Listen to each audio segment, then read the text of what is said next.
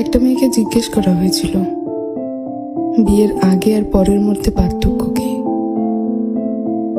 তখন সে বলেছিল, বিয়ের আগে ছিলাম বাবার বাড়ির মেয়ে, আর এখন হয়েছে শ্বশুর বাড়ির বৌমা। আগে আমার মুখে সবাই খাবার তুলে দিত, আর এখন আমাকে সবার মুখে খাবার তুলে দিতে হয়।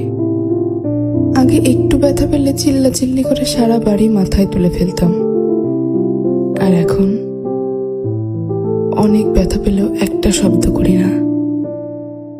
আগে হাসার জন্য মা বকতো, আর এখন কাঁদতে গেলেও ভয় হয়। আগে একটু মন খারাপ হলেই মা বুঝে ফেলতো, কিন্তু এখন ভেতরটা চুরমার হয়ে গেলেও কেউ টের পায় না।